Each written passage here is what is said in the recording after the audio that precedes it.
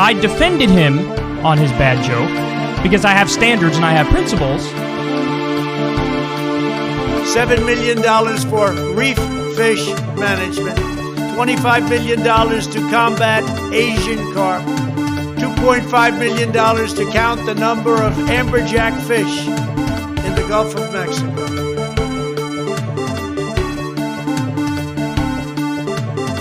Running against the worst candidate in the history of presidential politics puts pressure on me.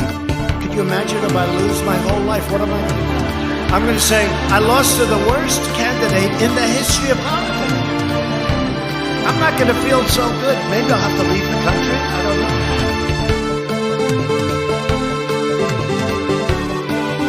And then they have cans of soup. And they throw the cans of soup. That's better than a brick because you can't throw a brick. It's too heavy. But a can of soup, you can really put some power into that, right? And then when they get caught, they say, no, this is soup from my family. They're so innocent. This is soup from my family. It's incredible. And you have people coming over with bags of soup, big bags of soup, and they lay it on the ground, and the anarchists take it, and they start throwing it at our cops, at our police. And if it hits you, that's worse than a brick, because it's got force. It's the perfect size. It's like made perfect. And when they get caught, they say, no, this is just soup from my family. And then the media says, this is just soup. These people are very, very innocent.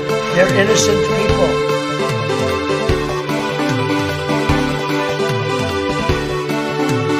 That isn't what it meant. But what did it mean then? It meant that it's indicative of low-resolution thinking.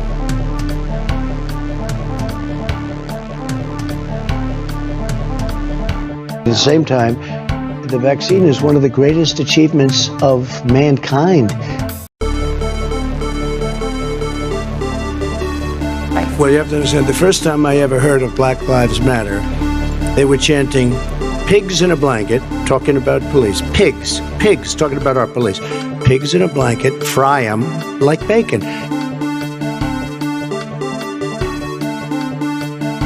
$7 million for reef fish management. $25 million to combat Joe Brandon, I agree. $2.5 million to count the number of amberjack fish in the Gulf of Mexico. They had a very bad original concept. I don't know who created Pokemon Go, but I'm trying to figure out how we get them to have Pokemon go to the polls. I don't know who created Pokemon Go, but I'm trying to figure out how we get them to have Pokemon go to the polls.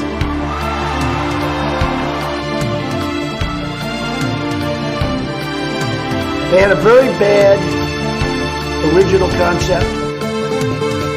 It was carried out poorly, and the cover-up was one of the worst in the history of cover-up. Very simple. Bad deal, should have never been thought of. Somebody really messed up.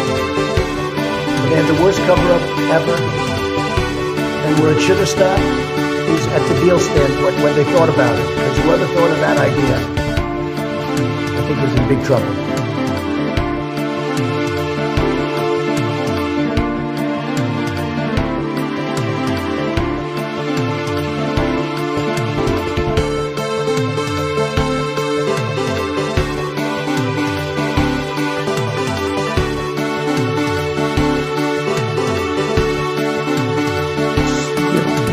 I eat extra sharp.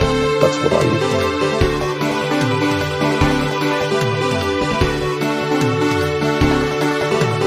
I liked beer. I still like beer. But I did not drink beer to the point of blacking out.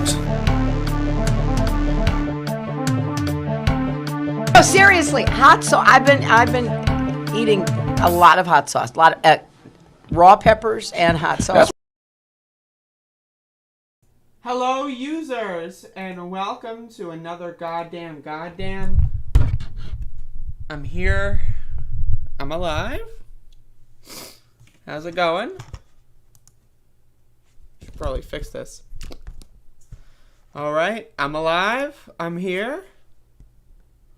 So, I have yet to produce the chemical reaction of caffeine hitting my bloodstream this morning. So, please allow me for some time.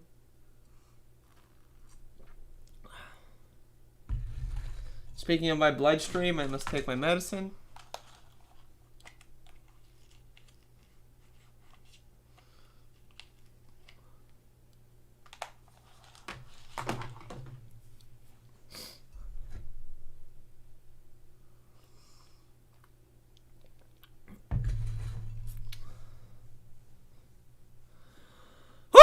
Alright, folks, so now I'm alive. I was dead for a little bit there, but now I'm alive. I'm back. I'm here once again. And, let's just go from there. Okay. I just woke up, like, about 20 minutes ago, so...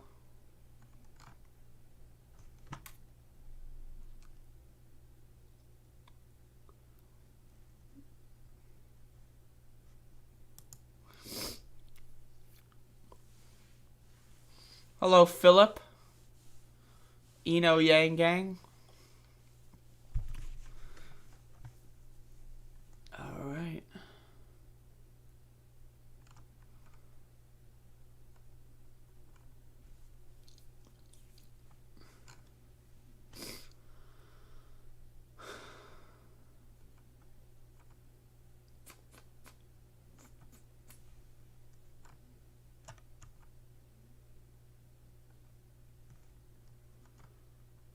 All right, we got some very bizarre headline from CNN, so let's read together. One important and dangerous way the Omicron surge is different than previous surges in the U.S. And then we've got something I don't want to see. I'm interested in what CNN is going to say, because I've been doing a lot of media criticism when it comes to the handling of this whole surge in mainstream media. So let's see what they've got to say.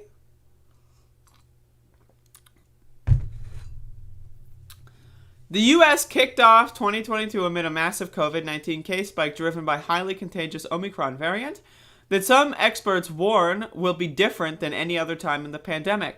What we have to understand is that our health system is at a very different place now, than we were in previous surges. Professor of Emergency Medicine Dr. Esther Chu told CNN on Saturday, "We have extremely high numbers of just lost healthcare workers. We've lost at least 20% of our healthcare workforce, probably more." So folks, that's one of the big problems here. Is again, we're thinking, we're in year 3, so we should have been training. We should have done like a massive, like, multi-trillion-dollar package that involves like free education for anyone that wants to be a nurse or a doctor. That's what we should have done, but we didn't. So here we are. This strain is so infectious, Chu added, that I think all of us know many, many colleagues who are currently infected or have symptoms or are under quarantine. There are some people in my family that have it. And that's no good, folks. It's bad news. The high number of healthcare staff out with the virus will also have an impact on Americans' doctors' appointments and could make for dangerous circumstances. I thought that said circumcision for a second there. When people are hospitalized with COVID-19, Dr. Peter Hoots, Dean of Baylor University, blah, blah, blah. All right. Yeah, I mean, this is a big problem. But again, folks, the new mayor of New York City declared victory. He said that New York City is back. Remember that? The governor of New York said we got to get back in the offices. I don't live in New York. I live in North Carolina. But still, like, you'd think, New York, that's a liberal Democrat state, right? Like, they pay attention to science, right? I got to get some blood work done pretty soon here. So I got to get that set up before it's too late.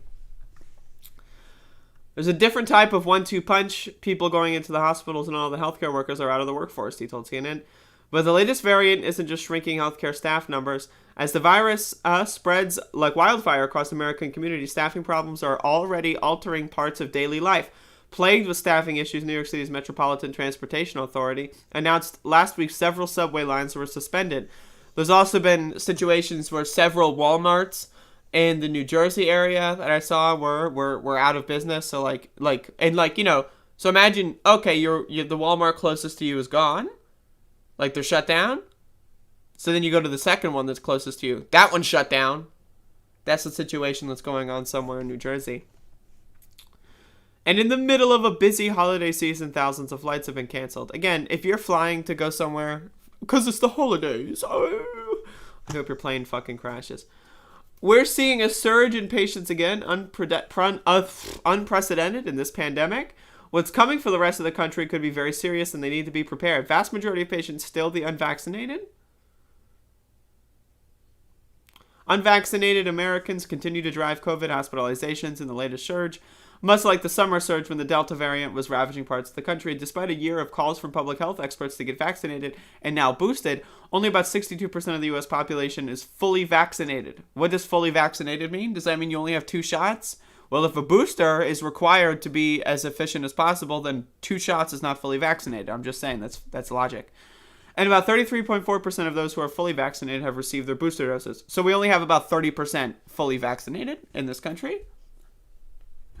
That's how I read it.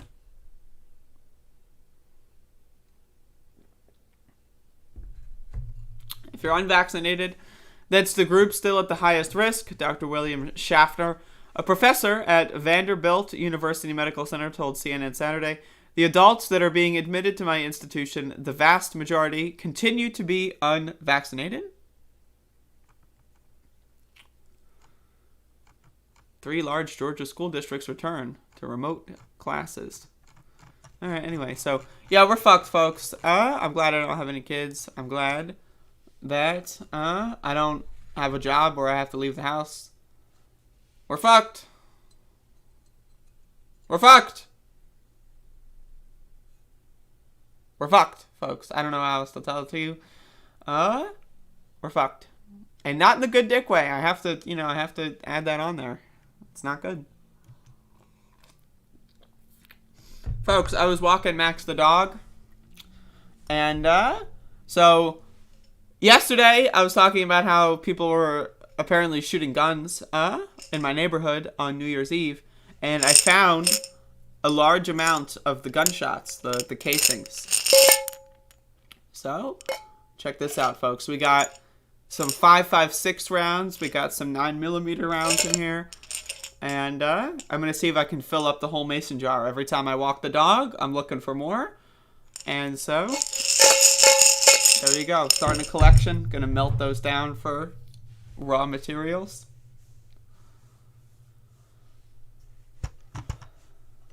Hello, Bodan.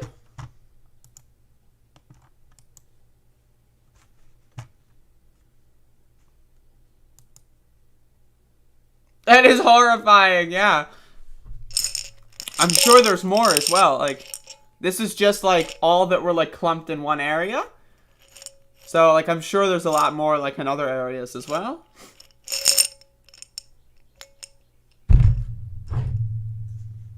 You're in a good mood today? That's good. Happy to hear. I just woke up, so I'm checking my cryptocurrencies now. That's right, folks. Let's see what we got. Uh-oh.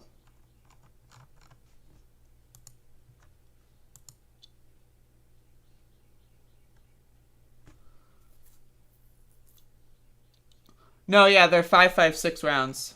Those are from semi-automatic weapons. I'm looking for bullets too, but those are only casings.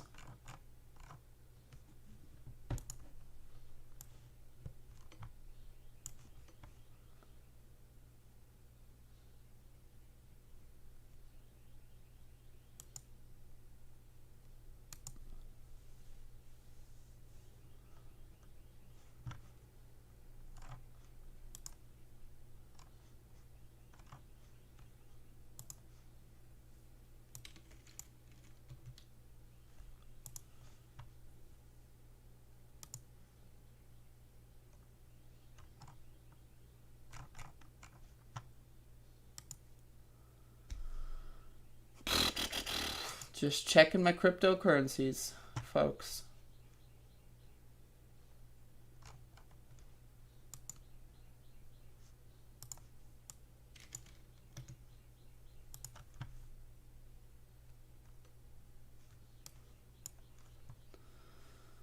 I have never seen bullet casings. I've lived a sheltered life. Well, you know how it is.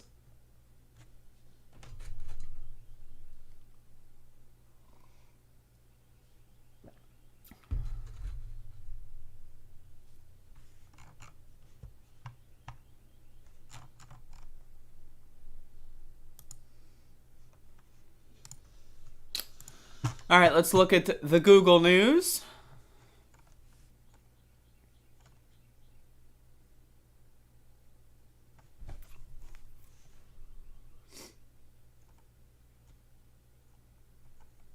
I'm just reading the news. Today might be a little bit of a low quality show.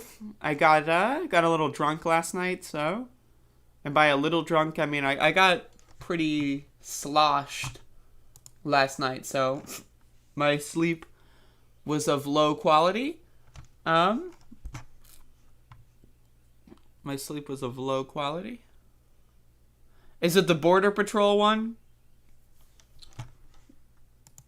Because, yeah, I have that open over here.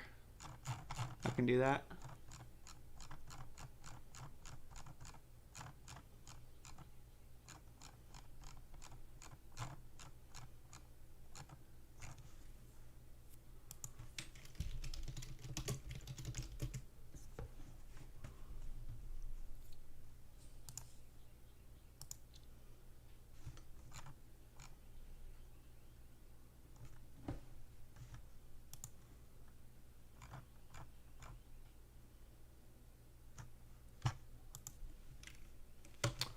All right, let's read this one. 2021. This is from Breitbart. Border Patrol agents faced historic level of line of duty deaths. To that, I would like to say, officer down, motherfucker. Officers down? In fact, I believe the number is 15. More Border Patrol agents died in the line of duty during 2021 than in any other time since the agency's inception. The line of duty deaths of 15 Border Patrol agents mark a grim milestone in the agency's history. Officers down, folks. They're down and they're dead. But they died in the line of duty, right? So that means these noble soldiers were, maybe with riding crops and lassos trying to tackle down illegal aliens, right?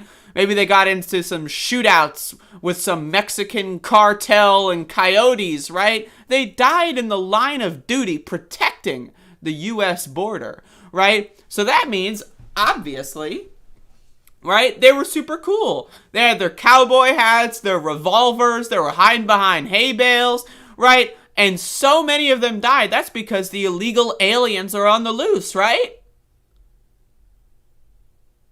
They're on the loose, the illegal aliens. Let's read. A total of 15 Border Patrol agents died in the line of duty throughout the year. The leading cause of death for agents during 2021 was, obviously, epic shootouts and gun battles with Mexican cartels and coyotes, Breaking Bad style, right? Was COVID-19. Line of duty deaths in the Border Patrol increased 275% compared to 2020. Of the 15 agents who died in 2020, 13 died in the line of duty as a result of COVID. 2 were killed in vehicle-related accidents. What does that mean?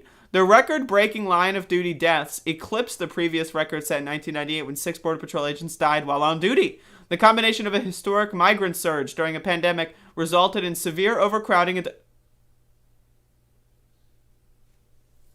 Whoa, wait a second. Am I reading this right? Okay. Folks, I need you to hold the fucking phone.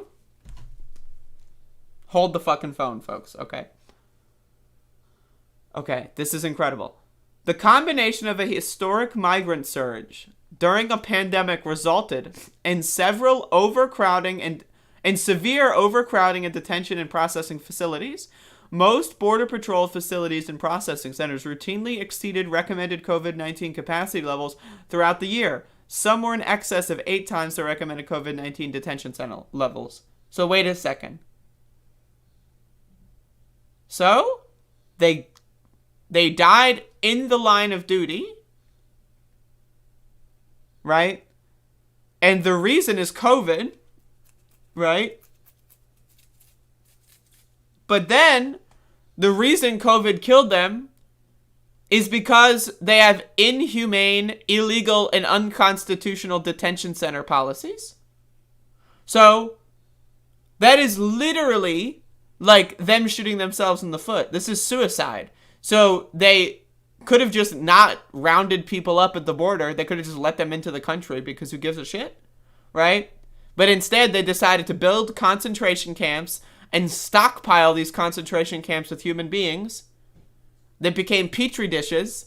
And these probably were fucking unvaccinated Looney Tunes, because let's be honest, if they were vaccinated, that would be the headline, right?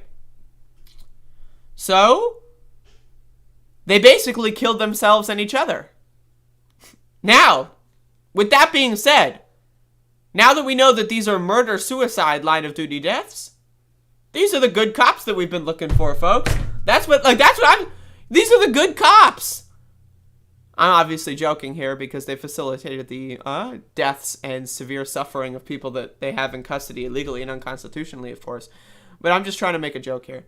Again, obviously, the idea that, I don't even need to... Do I even need to comment on that? I don't think so. I don't think so, but... Yeah, fuck them. This is what happens. This is a good example of karma, so fuck them.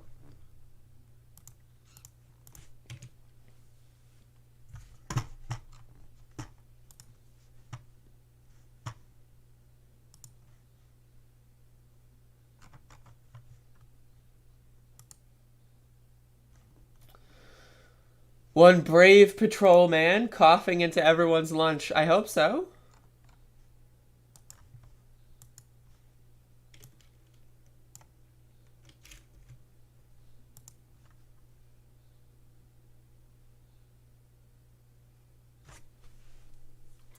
Karma isn't real? Yeah, but it can be a useful metaphorical tool. Yeah, I'm congestion, folks. It's over for me.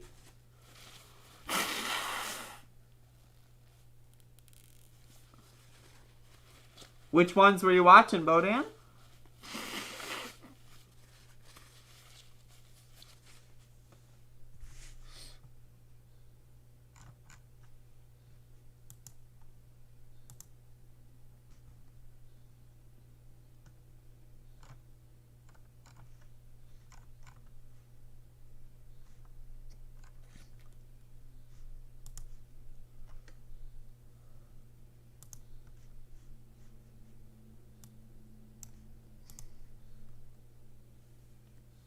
Nothing is real. That's true. Yeah, I know that there were a lot of people. Andrew Kohler, I don't know if you saw it, but I did say thank you for the super chats yesterday, but I got carried away and I didn't say thank you at the appropriate time. So for that, I apologize, but...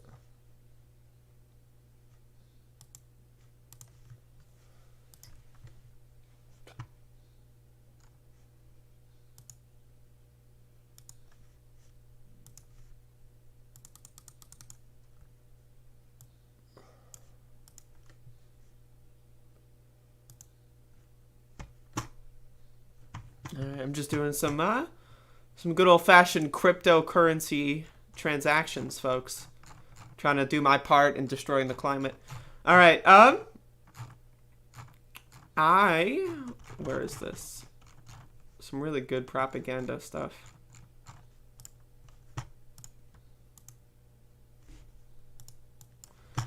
All right.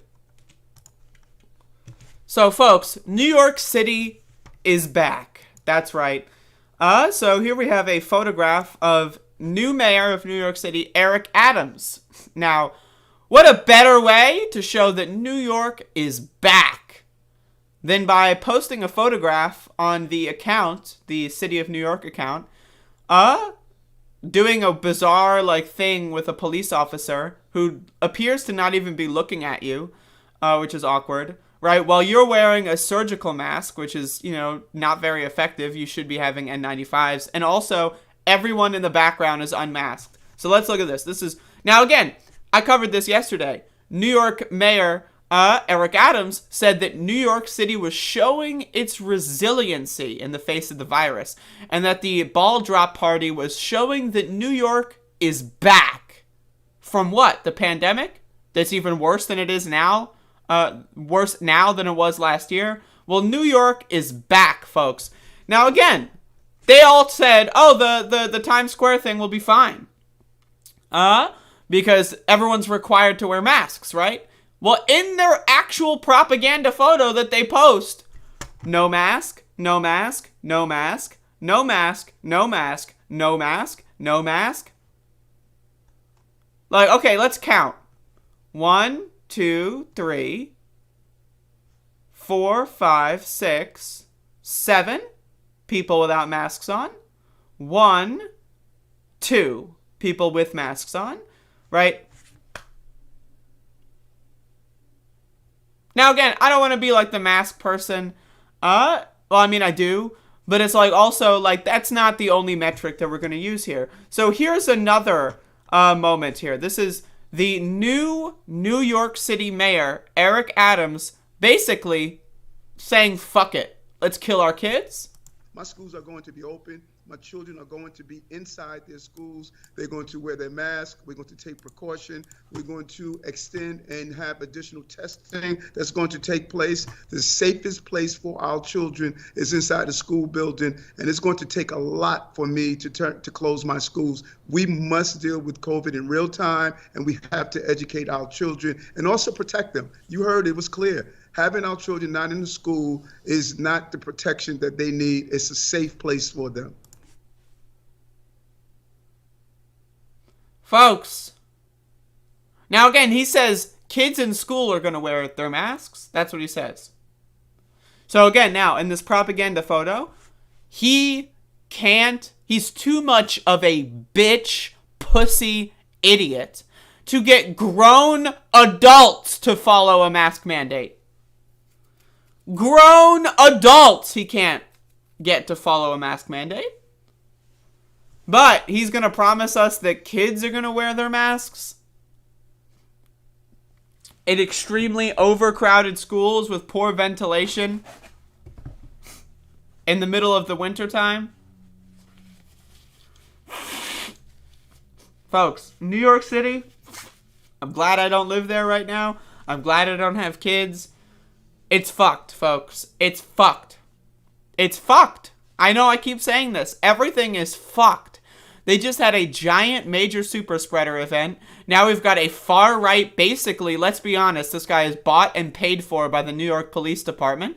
We've got a far right cop. 80% of cops voted for Trump. 40% of cops are self-admitted wife beaters, right? So this guy is probably just a fascist piece of garbage. Now he's in charge of New York City during a fucking destructive pandemic. He doesn't believe in science. He doesn't believe in germs. He doesn't believe in poor people having any rights at all. He is bought and paid for by the police. And that's why he's too much of a bitch to tell his employees to put a fucking mask on. And that's why he's taking these stupid ass propaganda photos. Imagine looking at this and going like, oh yes, look at them, so brave. It's just, it's ludicrous, folks. It's crazy.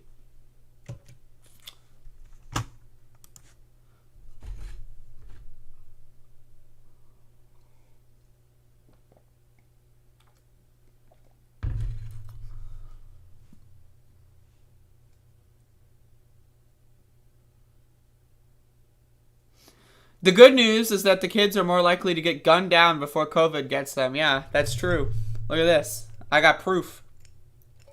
For those of you that haven't seen, if you go watch my New Year's stream yesterday, I was talking about how people were shooting guns in the sky for New Year's, and I was like tripping on magic mushrooms, so I was freaking the fuck out a little bit.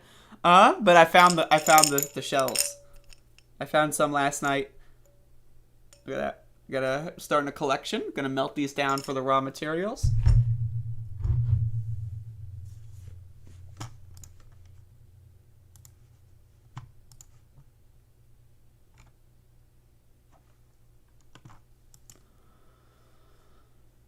How's everything going, Alley CIA?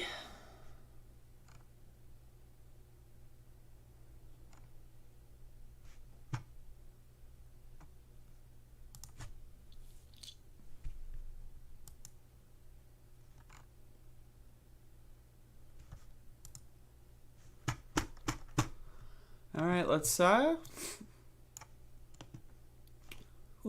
I'm a little congested again, god damn it. It's happening.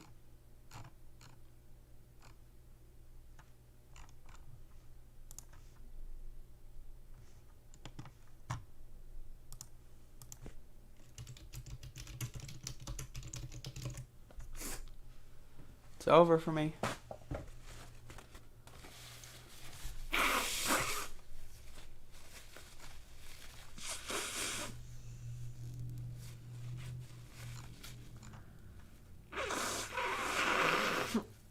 Ugh. God damn. Ugh. I'm losing it, folks. I'm losing it. I am losing it.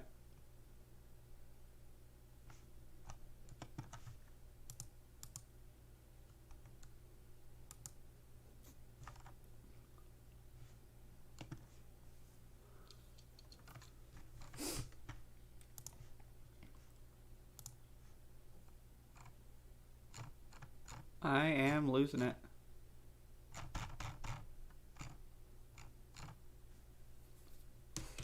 Alright, I'm trying to get this horrible fucking website to, like, not look like complete garbage. Real quick. Okay.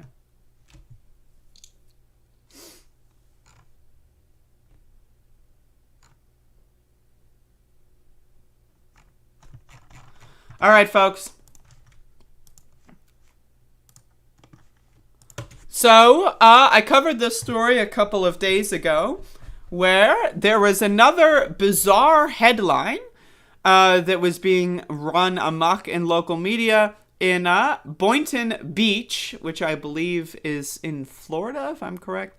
But over basically the police killing of Stanley, Stanley Davis Jr., a 13-year-old who was on a dirt bike, who, according to the original headlines, died. They just died. So they were a 13-year-old, right, being chased by police, and then they died. Interesting.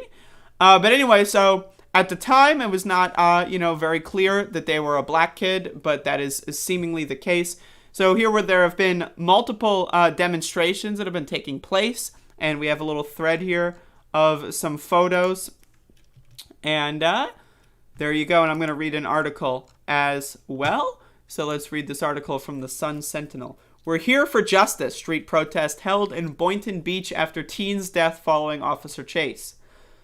Scores of protesters crammed Federal Highway in Boynton Beach on Saturday afternoon to demand accountability in the death of the 13-year-old who died after fleeing police on his dirt bike. Also Saturday, nationally known civil rights attorney Benjamin Crump confirmed he has taken the case. We have to say, you can't do this to our children, he said. He vowed a very public demand for transparency.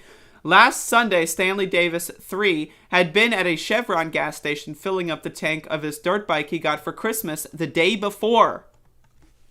Davis was followed by police and soon lost control, crashing into the curb of a median. He died at the scene? What does that mean? Davis was followed by police. What does that mean? He was followed by police. Like, police were just behind him and then he died? Like, what does that mean? I sincerely ask you. I don't know what that means. I don't understand what that means. The officer was dead wrong, said protester Todd Johnson. I need him to go to jail. Protesters revved up dirt bike and motorcycle engines for 45 minutes at the Chevron and in the parking lot of the neighboring Ace Hardware. Many people holding signs along the roadway. There was no police presence on that stretch of the highway until after the protest moved to another location. People are angry right now, Johnson said. It's what the officer did. He could have gone about it a whole different way. Well, we still at this point do not know what happened, so keep that in mind.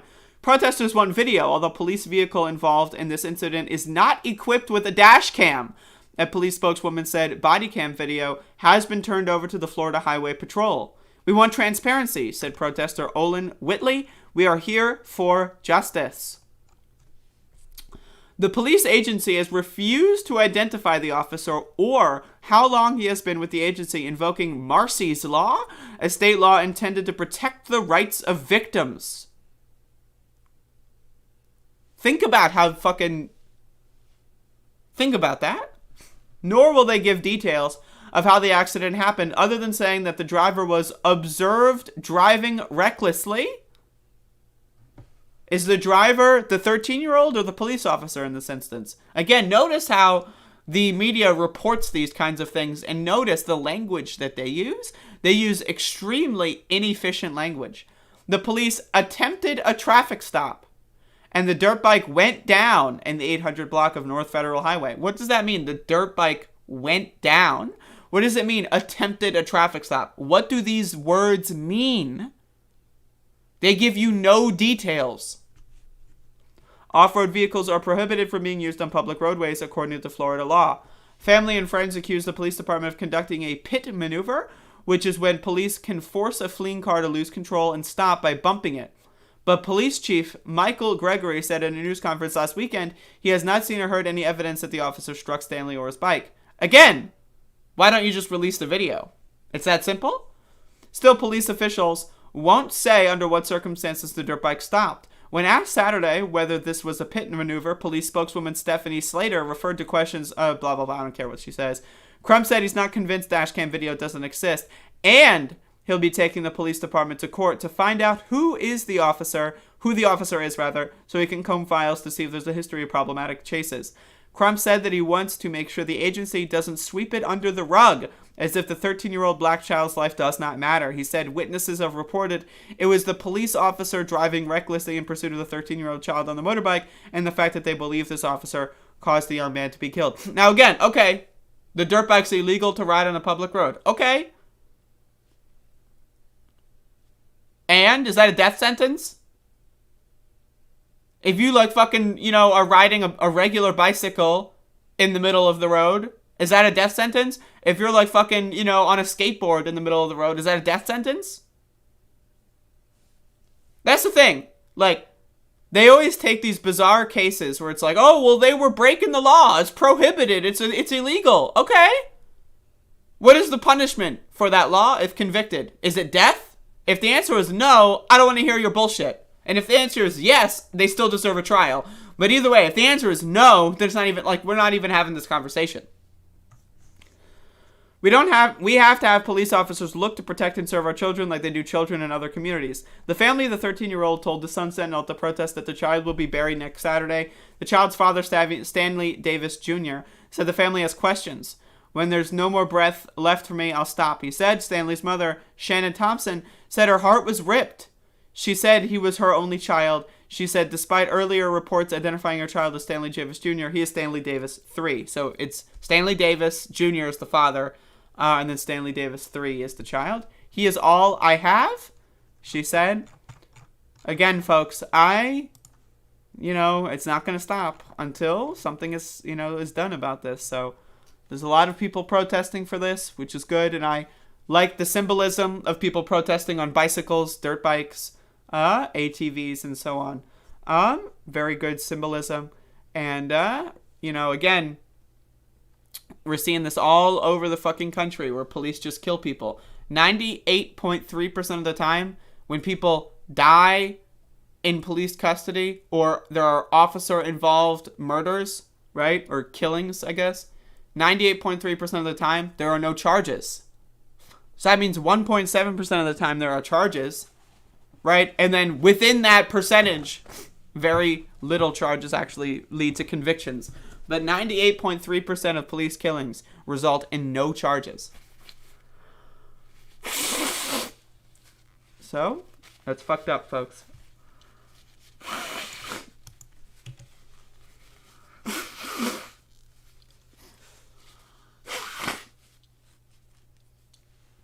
God damn it. I feel like I'm getting sick again. Is this possible?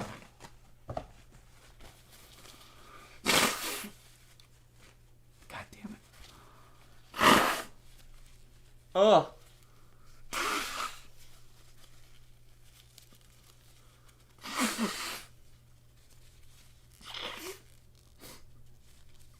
Oh my god.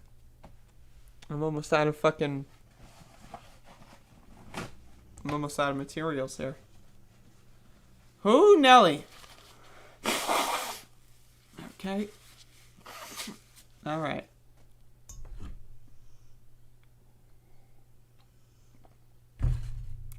Am I taking vitamins? What do you mean? I have at least to my perception, relatively rich vitamins in my diet. So vitamin B supplements daily. Booze. Not daily. It's like once every 4 days, maybe, I think is my current.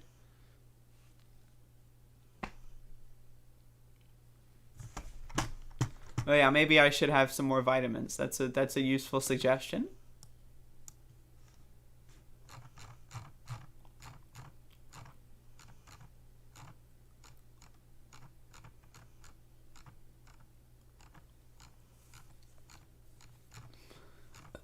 Ugh.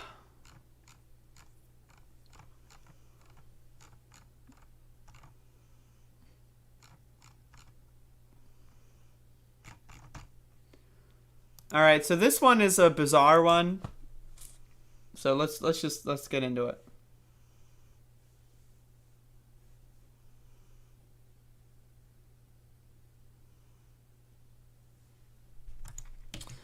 So there's this extremely weird group of people.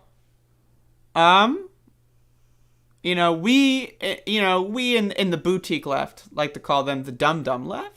But I don't think that that's an appropriate label, because I don't think any of these people are actually left wing. And so I'm going to be making this video about the Gray Zone's Max Blumenthal. So he had a clip here that made the rounds on Twitter the other day, and it's fascinating. It's fascinating. So the Gray Zone has been on a little bit of they've been going hardcore lately with their anti-left propaganda talking points. They've been saying a lot of things like how they recently published this transphobic review of a transphobic book, claiming that it's fighting. It's like something about fighting bread tube or some stupid ass bullshit. I was gonna cover that, but I decided I'm not even gonna bother. It's too cringy. But this one was really bizarre. This one's really strange to me. And so I wanted to play this. And so this is Max Blumenthal, child of Bill Clinton's top aide, Sidney Blumenthal, saying some very interesting stuff about climate change. We're going to see this contradiction between these supposed green parties and the working class across the left sharpen in the coming years as this narrative of the climate emergency is pushed. I'm not denying. So, okay, we start off. The narrative of the climate emergency. Well, Boulder, Colorado had 600 buildings burned down like a couple days after Christmas, and it snowed less than 24 hours later, right? We are seeing flooding all across the United States. We're seeing massive tornadoes destroying major warehouses, killing hundreds of people in the Middle East, or in the Midwest, Middle West. We're seeing record high temperatures in December. We are seeing parts of the Middle East become uninhabitable. We are seeing parts of Africa become uninhabitable. But this is a narrative. Now, this is a common right-wing propaganda word, narrative. Now, it's again, these are neutral words. Propaganda is neutral. It's not good or bad. It depends on what the propaganda is used for. For example, if I do a healthy eating campaign and I put up posters that talk about how McDonald's is made with poison and it will lead to heart damage and heart attacks, that's propaganda, but it's for good things. It's propaganda to get people to eat healthily. So propaganda is a neutral term. I'm going to say that first up, right? But again, it can be used in a bad way. This is propaganda for the right. And the word narrative is a big propaganda word. But like propaganda, narrative is a neutral word. You can use the word narrative to build a good case. Like, let's say the narrative that supports that Adolf Hitler was the enemy in World War II. That's a narrative I agree with. Not everyone agrees with that narrative, but I think that the people that disagree with that narrative are pretty fucking bad. So again, but what I mean by this is, again, narrative is a word that right-wingers love to do because they love to say that there's like a mainstream narrative, which does exist. That is true. And so when people see, the mainstream narrative, they're skeptical toward the mainstream narrative. They will then go for the subversion. They will then go for the very, the hardcore real truth narrative. And that's what the right spins. They spin this like, yeah, everything you hear in mainstream media is fake. Here's why kind of stuff. So I wanted to just, tell you that. And then we're going to get into the meat of this one. But again, he's got to cover himself. So he's already talking about the climate emergency narrative. But he's not a climate denier. So let's see why. Emergency is pushed. I'm not denying climate change. I'm not denying environmental doom. But there is a clear agenda here behind this narrative of climate emergency. There is an agenda behind Greta Thunberg. And it's to tap into an entirely new market to keep global capitalism alive.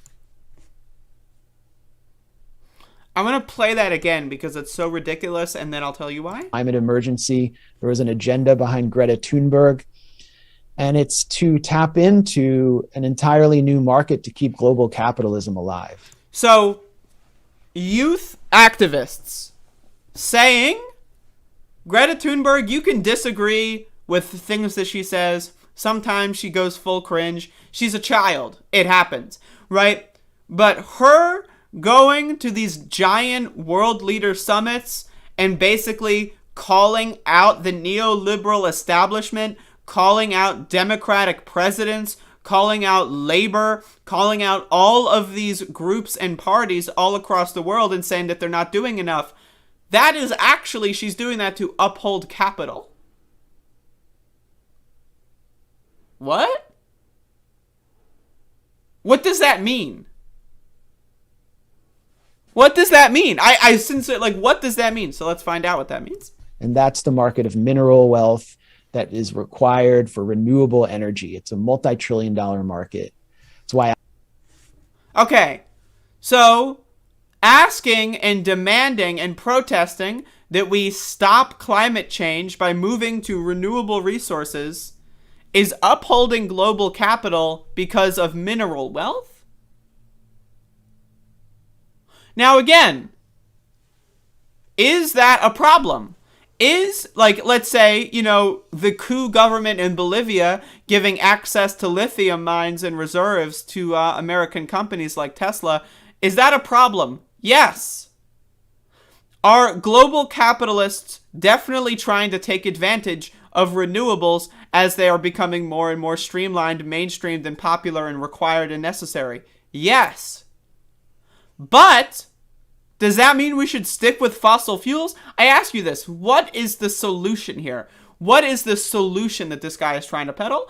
Are there problems with how the transition to renewables will happen? Yes. Does that mean we shouldn't transition there? Does that mean the coal is better? Does that mean fossil fuel is better? Again, I ask you this. What is the solution? My opinion, we transition to renewables and then also fight global capital at the same time. That's my opinion. Right? But again, right-wing media loves to state all the problems. Everyone on the left is a hypocrite. There's no such thing as the true leftist doesn't exist. They're all hypocrites, and we shouldn't ever do anything at all because if we do, it's going to do something bad. Something bad will always happen, right? The idea is harm reduction. Minimize the amount of bad in the world. So let's see what else Sidney Blumenthal, Bill Clinton, top aide Sidney Blumenthal's child has to say on this one. Al Gore set up Generation Investment Management. So you cash in. I mean, so many people are cashing in on this. And it's necessary for us to completely reorient our economies, to carry out a controlled demolition of our economy, the kind of controlled demolition that we saw accelerate under lockdown last year. And First of all, there was never any lockdown in the United States. This is like a fucking Mandela effect thing. Like, I live in North Carolina. There was no lockdown. That's fantasy world. But again, so this guy's solution is to advocate for a, quote, controlled demolition of the economy? Well, honestly, that sounds like something I could be interested in. So let's continue listening. hear people actually within these respectable left NGOs calling for climate lockdowns in the future, and that being a component of the Green New Deal, and for reducing people's economic capacity, especially working class people. I mean, this will fall on their backs the most harshly. There was this bonkers paper I read by John Pfeffer, who I think is the director of the Institute for Policy Studies in Washington. It's sort of like the bread tube of think tanks. And he complained that those who protest vaccine mandates are making it hard in the future for the government to implement the kind of climate lockdowns, climate lockdowns that will be necessary, as well as imposing criminal penalties on people if they use. Basically what this guy is selling is he's trying to link fighting against climate change to being like pro-vaccine mandate, pro-fascist, pro-lockdown, pro-tyranny. And again, that's how it works, right? So again, like it's all part of the right-wing narrative. It's all part of the right-wing propaganda machine. He's trying to convince people that think that they're left-wing. Like again, controlled demolition of the economy? That sounds cool. I'm in. But then he spins that into or anti-vax protests, right? Again, you notice how all of this works. What this is trying to do is, again, I've been talking about this for a while. It's a red-brown kind of scenario where he's trying to get people that consider themselves communists or super ultra left-wing to basically embrace nationalist, fascist ideals, right? And so he's trying to connect the protest against climate change to like the tyranny, fascist, like stomping of anti-vax freedom fighters. It's ridiculous nonsense. But there are people that watch the Gray Zone and they go like, wow, these guys are the secret true leftists. They're so left they'll make your fucking head explode. I don't even know. I have no idea. But again, we shouldn't advocate for renewable energy because capitalists will control it. So we shouldn't advocate for anything because capitalists will control it. You want to know why they'll control it? We live in capitalism. So we shouldn't advocate for medicine because capitalists control medicine. We shouldn't advocate for better food because they control food. We shouldn't advocate for better television screens and better PC components because the capitalists control it. We shouldn't advocate for music to be, popularized because capitalists control music. We shouldn't advocate for water coming out of the pipes. Why? Because the capitalists control the water, right? We shouldn't advocate for anything because the capitalists control it because we're in capitalism, and therefore we should be good little drones and basically do nothing. Again, notice how there's no solution here. Notice it's just trying to link together these things to make it drift people into the rightward direction, and it works. It works. When the fucking vaccine came out, I did lose a lot of subscribers from people that are anti-vax left-wingers, according to them. How is that possible? How can you be an anti-vax left-winger? I don't understand. I really don't understand. Without being like a super fucking bizarre out there conspiracy theorist, I really don't understand. So again, this guy really has some bizarre fucking takes. But this one, Greta Thunberg is secretly upholding capital because she supports renewable energy. And guess who has renewable energy? Capital. I just, what? What? What?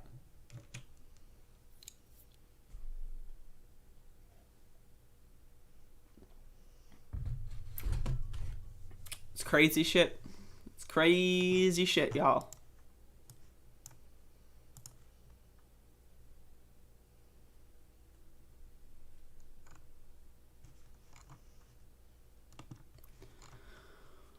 Crazy shit.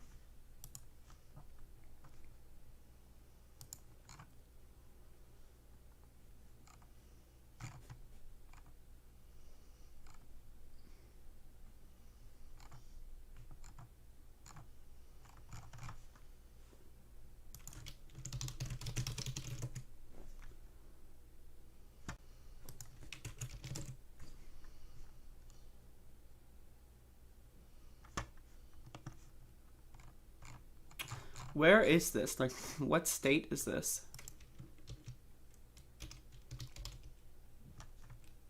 Okay, it's Ohio. All right. All right, folks, it's happening again. It's a new year, folks. As of this stream, it is January 2nd, 2022. But yesterday was January 1st. The very first day of the year in the United States, we saw our very first police murder. And that's right, in Canton, Ohio. Canton police officer shoots, kills armed male just as 2022 begins. Notice the language in this headline. Day 1. The very first day. This was published 9:06 a.m. yesterday. So, in the very first parts of the morning, in the very first day of the new year, police already murder someone in Canton, Ohio. But again, notice the dehumanizing language. Killed armed male. Notice how, right, there's two people in the title, right?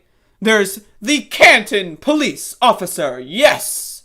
And then there's the armed male. Well, okay, so the police officer shoots the armed male, which means the police officer is also armed. So let's assume, I don't know the identity of the police officer, but let's assume, right, the police officer's a male. Why doesn't the headline say armed male shoots, I don't know, like New Year's Eve, carjacker? Like, let's just assume they were making a crime or something, right? Who knows what they're doing, right? Why is it that the police officer, yes, I'm the police officer, and then the victim of this murder is the armed male? Just think about the language here. A city police officer shot and killed an armed person. Now they're just a person. In southwest Canton, minutes after the new year began Saturday, according to police and the Stark County Coroner's Office. Police and the coroner's office were initially declining to identify the person killed and the person's age. They confirmed he was male. Police responded at 12:06 a.m. To the report of shots being fired at the 2300 block of 10th Street Southwest, just west of Harrison Avenue Southwest, according to a statement released early Saturday by Police Chief Jack Angelo. One officer who had left his vehicle encountered someone who had started to shoot his gun, the statement said, not identifying the police officer. The officer, in fear for his safety, fired his duty weapon at the subject and struck him. Now again, notice the very vague language. One officer who had left his vehicle encountered someone who had started to shoot his gun. Now what does this mean? This is the key phrase here. That's the key phrase. So the officer gets out of the vehicle. When officers get out of the vehicle, right, chances are they have their gun, either they're holding their gun or they have their gun drawn if they suspect that someone is a criminal or has a gun, right? So let's reword this. Armed male leaves vehicle, aims gun at person who then starts to shoot in self-defense. Is that the way? You could say that, right? But notice how, again, mainstream media will always take the side of the police. Now, again, is it necessarily correct that this person was shooting at the police officer in self-defense? We don't know. We don't have that information. But guess what? The mainstream media also doesn't have that information. But again, it always shows the police officer as in the right every single time. If you are outside and someone points a gun at you, you don't know who they are, and you have a gun, would you shoot in self-defense? Me, personally, I wouldn't be in that situation. But again, we don't know the actual details. But the idea that the default is that the cops are always in the right, to me, I find bizarre. What does that mean, to encounter someone? Who knows if the police officer shot first? What does an encounter mean? The officer, blah, blah, blah. He wrote that the person who was shot got first aid before Canton Fire paramedics rushed him into an ambulance to a hospital. Harry Campbell, chief investigator for the Stark County Coroner's Office, said the shot person, the victim, more like, got to the Altman Hospital at 12:25 a.m. Altman is about half mile from where the police shooting occurred. Police murder. A hospital doctor pronounced him dead at 12:27 a.m. Campbell said he notified the person's next of kin of the death, so they have the identity. Because it's an officer-involved shooting, by the way, the Ohio Bureau of Criminal Investigations is overseeing the investigation. Angelo's statement said, he wrote that the Canton police have turned over all evidence of the case, including body camera footage. How about you just make it public? How about that? Neighbors account. Neighbors identified a 2-story home at 10th Street Southwest, just west of Smith Avenue Southwest, as the property where the yellow crime scene tape was strewn about until about 7 a.m. When a reporter knocked on the door, a man could be heard inside saying he didn't want to talk. Over a Christmas wreath on the door was a sign or sticker that said, "We, the people, are pissed." Stark County auditor's records indicate the 103-year-old 3-bedroom home is an asset of self-directed individual retirement account that's based on a that's just a bunch of whatever. I didn't know what was going on. I didn't know what happened. She said a couple with several children older than 15 had rented a home. A sweetheart. Across the street, Nikki Heel, 19, said she arrived home at 12:30 to find the police cars and crime scene tape preventing her. Neil said the crowd gathered near her home watching the police officers scour the scene as they speculated, blah, blah, blah, autopsy. Campbell, yeah. So anyway, we don't really have any details. No, there's apparently, according to this article, no witnesses. So, again, who writes the article? The police do. Because they write the press release and local media just reprints it. Again, I would say my compromise position, neutral language. Armed male shoots armed male. That's neutral language. Right? That's my compromise position. But I will always err on the side that isn't the police in these instances. Just because the police always have the default assumption of innocence. Always. 98.3% of the time, police don't ever get charged with murdering someone. Right? So they always have the default claim to innocence. And so because of that, I will always err on the side against police. I don't know if this person, quote, deserved to be killed by police. I think it's impossible for someone to deserve to be shot and killed by police. I personally do. Unless they've got like a nuclear warhead that they're about to fucking, activate and destroy the entire fucking country. Unless that's the case, I don't think, and again, that's not going to happen, right? So I don't think that there is any situation where police should be able to kill people, right? But again, I will always side on the side against police because I think most of the time people do not deserve to be killed, if not all the time. And so I want to be a person that just says, hey, it's possible they were shooting in self-defense. If some guy aims a gun at me and I don't know if they're a police officer and I fear for my life, how come I can't shoot them if they're a cop? The cop can fear for their lives, but I can't? That's bullshit. That's bullshit.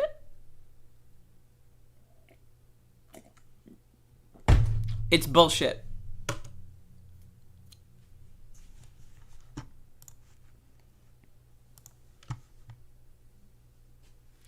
Metaphors we live by. I don't.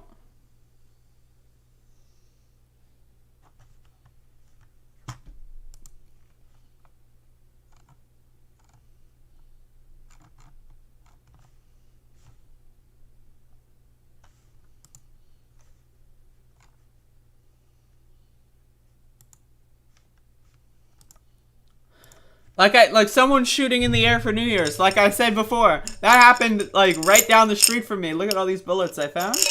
Well, shell casings. Look at all these. I personally don't have a problem with people shooting in the air. I mean, I do. I mean, it's like, it depends, the bullets have to come down, right? So that's a problem. I think guns are stupid in general. But is that a death sentence? No. Is shooting a gun in the air a death sentence? I don't think so. Right? The idea that someone has to be shot and killed and murdered because they were a little drunk and wanted to shoot their gun in the air. Now, again, should you have done that? No. Is it a horrible thing that can result in violence and death? Absolutely. And it's stupid. But is it a death sentence? No. Police do not have the right to kill people. Full stop. I don't care. I just don't give a shit. I don't care if they're a fucking... I don't care if that fucking situation where the 14-year-old girl was killed in LA. They claim it was a rightful shooting because the person was running around with a bike lock assaulting people. They shouldn't have shot him either. He was already on the floor when the shooting took place. It's not like he could escape. He didn't have a gun on him. They shouldn't have shot him either.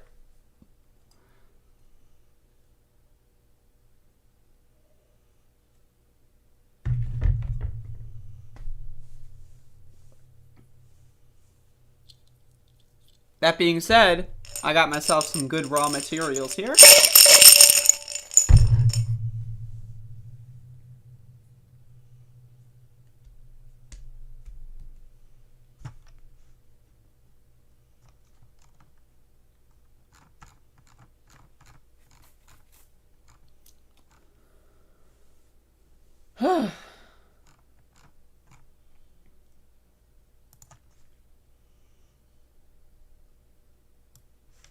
Folks,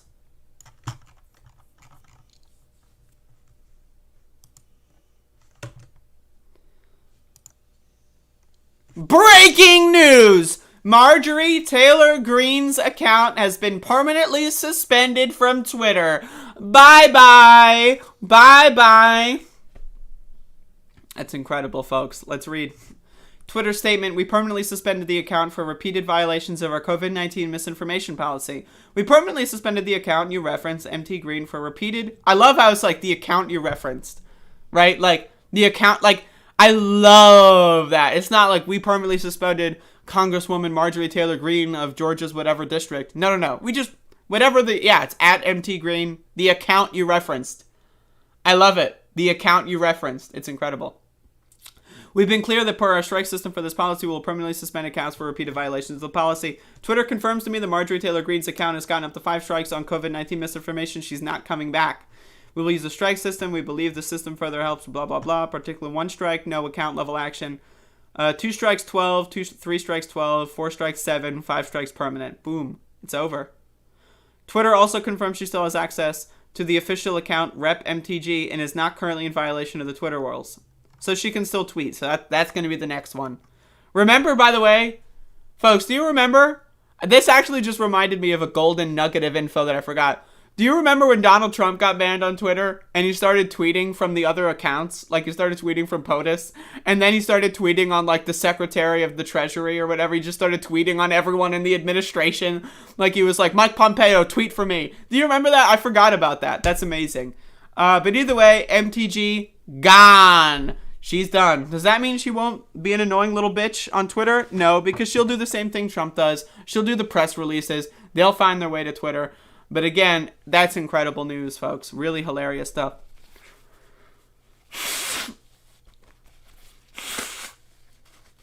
Bye-bye. Bye-bye. That's all I have to say.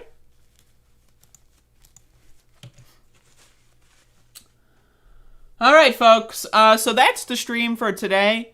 I'd like to say thank you all for watching. I do appreciate it. It is the new year, folks. It's the new year, which means, it means you got to give me money. That's what it means. I don't know what to tell you. Reminder, folks, I'm going to be uploading on January 6th. I will have it uploaded by January 6th. The entirety. It'll probably end up on another. It's not going to be on YouTube. It'll be on another website somewhere. Probably in multiple parts. The original January 6th insurrection stream. I started streaming at 10 a.m. and I streamed all the way up until 2 a.m. I juxtaposed the congressional proceedings on C-SPAN with the riots outside, and I used all sorts of footage from outside so you could see what was going on inside and outside. And then my stream, what happened was when they broke into the Capitol, you could see it. You could see like the outside streams then appear on C-SPAN. And because I had both open at the same time.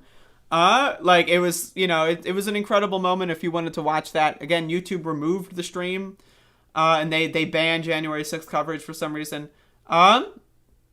And so, again, it was an incredible moment because, I was streaming the whole time and like the riot happened and it was like for like 4 hours, it was like 3 or 4 hours. And then, and then they broke in like 2 hours in or something. And then like, again, the whole time I had C-SPAN on, right? And then they went from the outside news cameras to the C-SPAN camera inside the Senate chamber.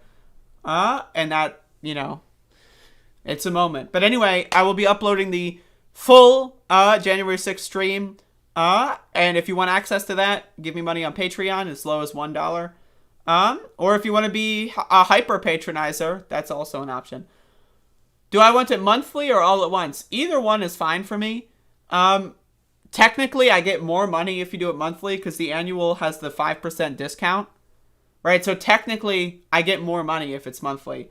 But then also that means that, like, if you give me an annual one, like, I could say something to piss you off and then, like, you can't unsubscribe because you've already paid up front, right? You know what I mean? So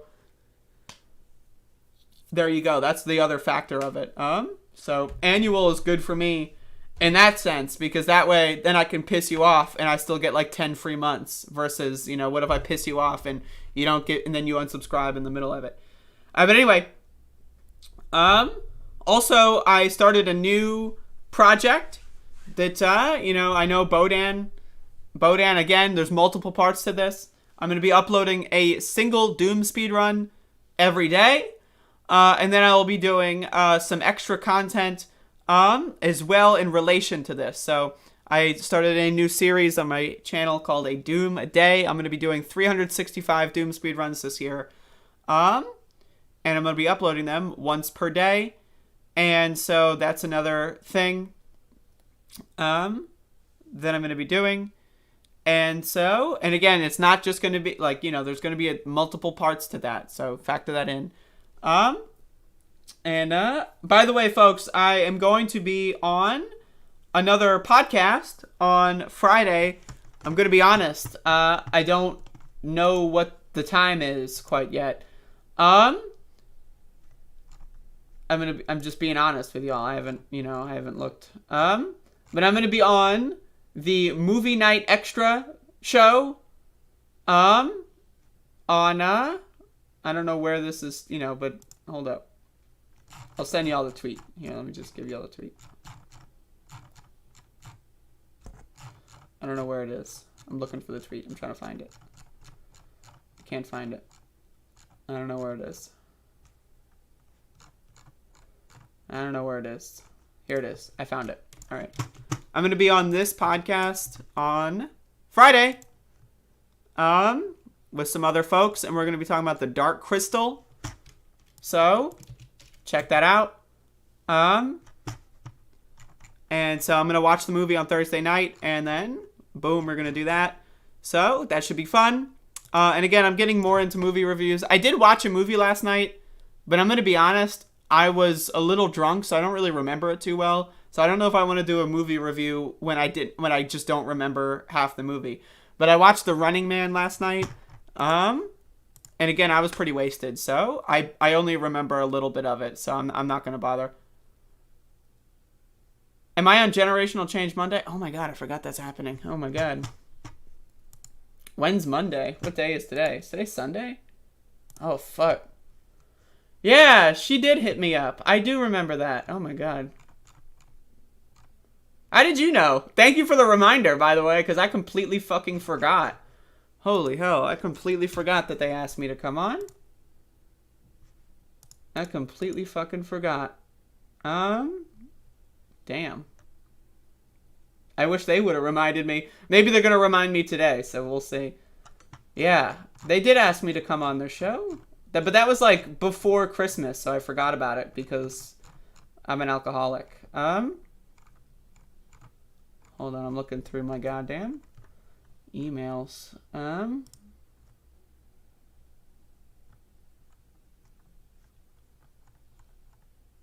Oh, Bodan sent me an email.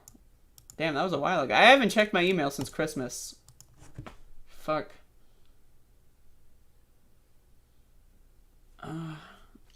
Yeah, Bodan, thank you for the email, but I think that's already... I didn't read the email, but the point has already been taken. But yes, don't worry, there's some other stuff happening. Thank you, Bodan, I appreciate it. Okay, what the fuck?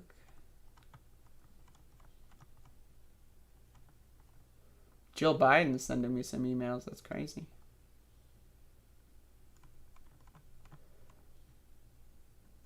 Fuck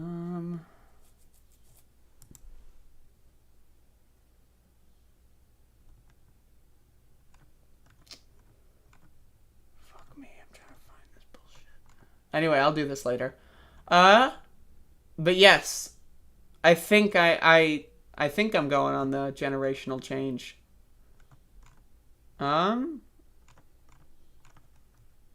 Yeah. I forgot about that entirely, but I'll figure that out.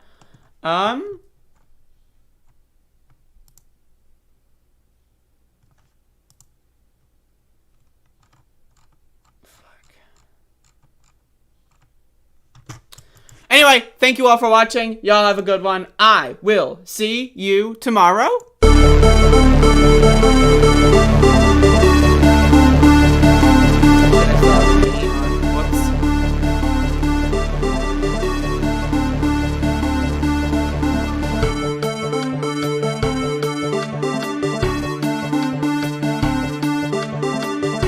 No, seriously, hot sauce. I've been eating a lot of hot sauce, a lot of raw peppers and hot sauce.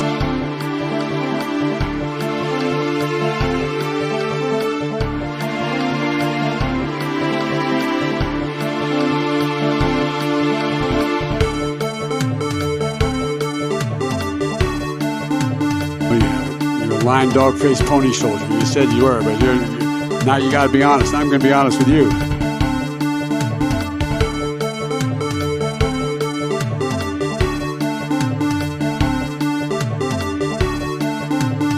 Running against the worst candidate in the history of presidential politics puts pressure on me. Could you imagine if I lose my whole life? What am I going to do? I'm going to say, I lost to the worst candidate in the history of politics. I'm not going to feel so good. Maybe I'll have to leave the country. I don't know.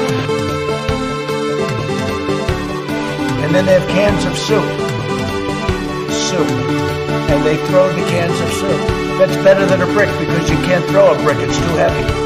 But a can of soup, you can really put some power into that, right? And then when they get caught, they say, no, this is soup from my family. They're so innocent. This is soup from my family. It's incredible. And you have people coming over with bags of soup, big bags of soup, and they lay it on the ground, and the anarchists take it and they start throwing it at our cops, at our police. And if it hits you, that's worse than a brick because it's got force. It's the perfect size. It's like made perfect. And when they get caught, they say, no, this is just soup from my family. And then the media says, this is just soup. These people are very, very innocent. They're innocent people.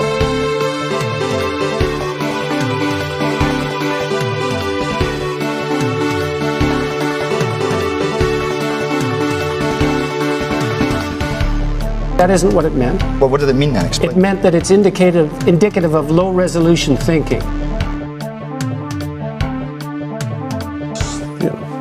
I eat extra sharp. That's what I eat.